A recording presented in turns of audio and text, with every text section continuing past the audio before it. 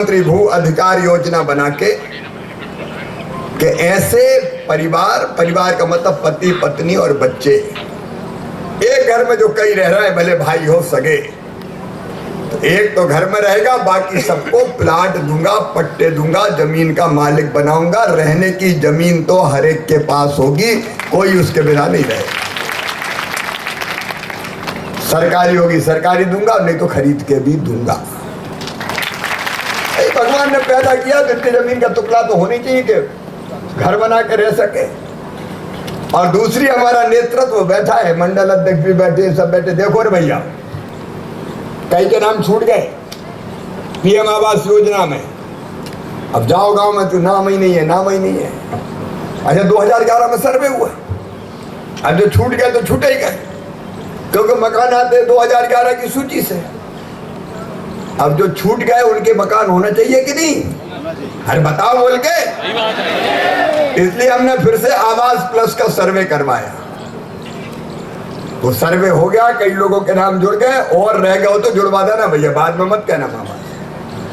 जुड़वाने के बाद 5 कोई भी उसको मकान मिलता है। अरे उसको जेल भिजवा दूंगा, चिंता मत करो।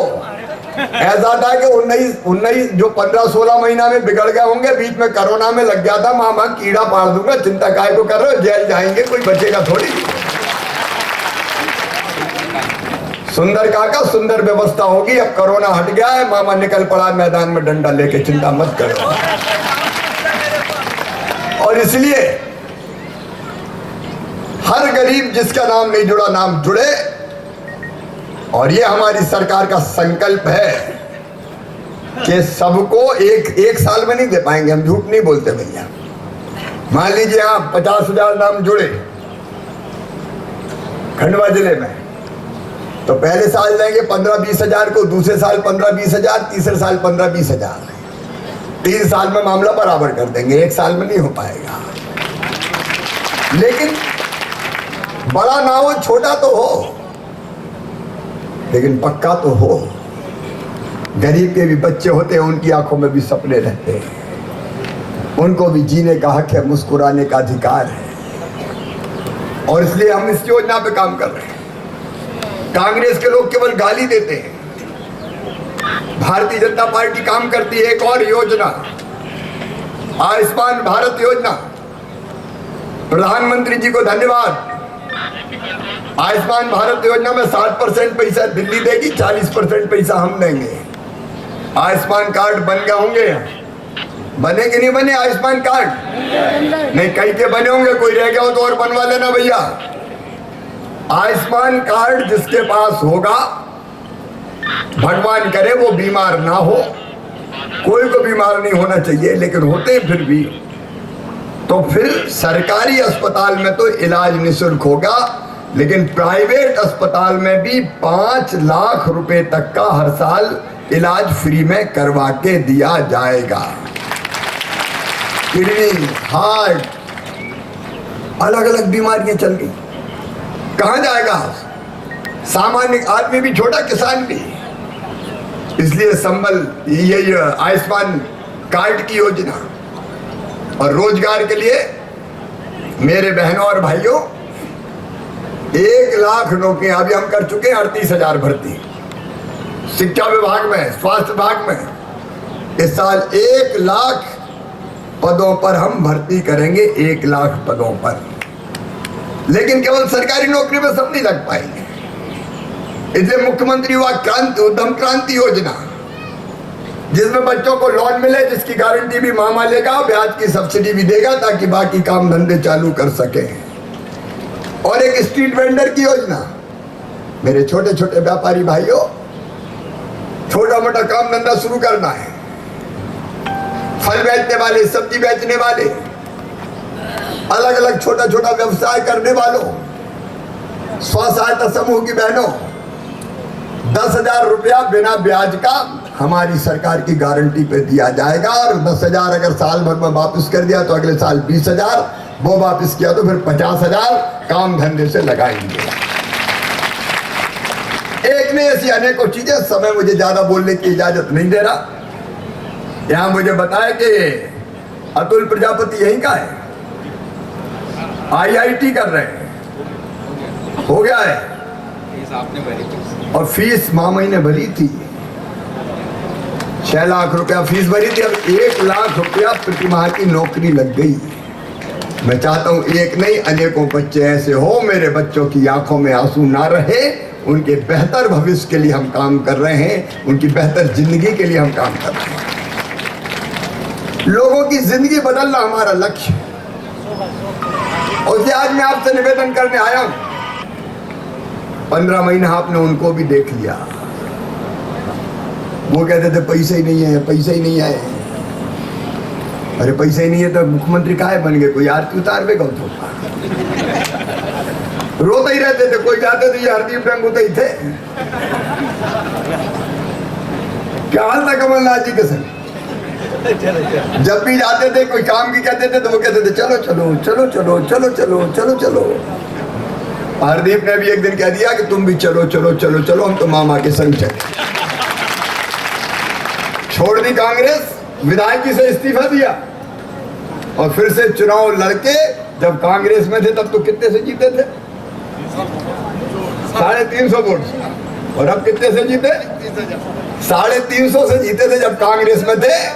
अब 30,000 वोटों से उपचुनाव में जीत के फिर से आए और बेहतर ईमानदारी से काम कर रहे हैं। मेरे बहनों और भाइयों, लोगों का भाग्य और भविष्य बनाने के लिए सरकार, ये चुनाव हम सब के लिए बहुत सुखद नहीं है। नंदू भैया अभी हम ब्रिज के नीचे से निकल के आए। जब पहले सांसद थे तब ओवर ब्रिज का काम शुरू हुआ था, फ्लाईओवर का, और कांग्रेस के सांसद आ गए तो काम बंद। बोलो सही बात है कि नहीं? काम बंद। और जब नंदू भैया दोबारा आए तो फिर काम चालू। अब जब कांग्रेस आती तो काम बंद और भारतीय जनता पार्टी जीत जाए तो काम चालू। ये जावर जावड़ा में भी काम कुछ मुझे बता धीमा चल रहा है। अब लगातार समीक्षा करके तेजी से पूरा किया जाएगा।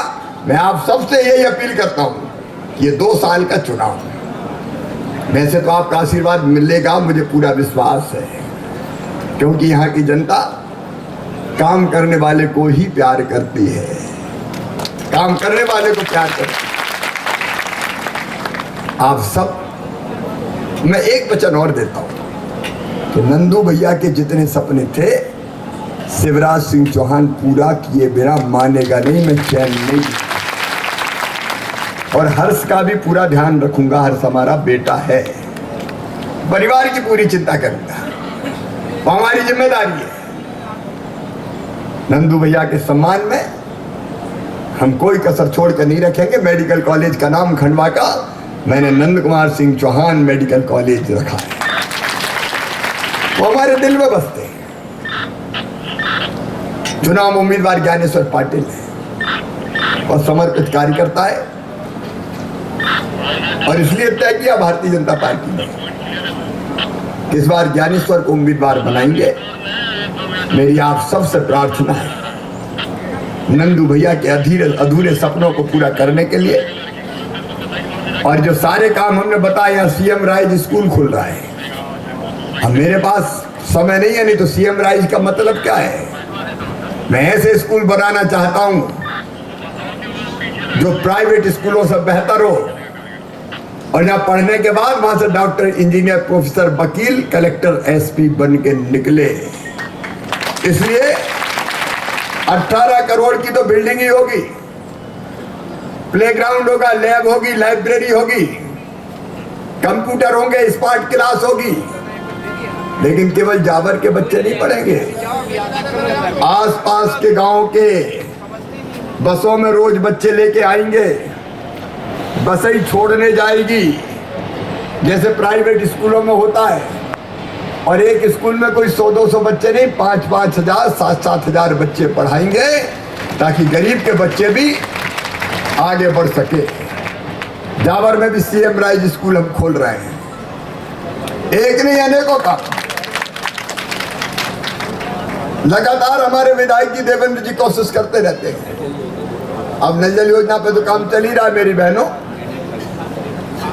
मेरी बहनों अभी तक हैंड पंप का पानी पीते थे, और पानी भरने भेजना होता था बहनों को तो बेटे को नहीं बेचती, बेटी को बेचती जा पानी भल्ला। मेरी बेटी पानी भरती रहे हैंडपंप में।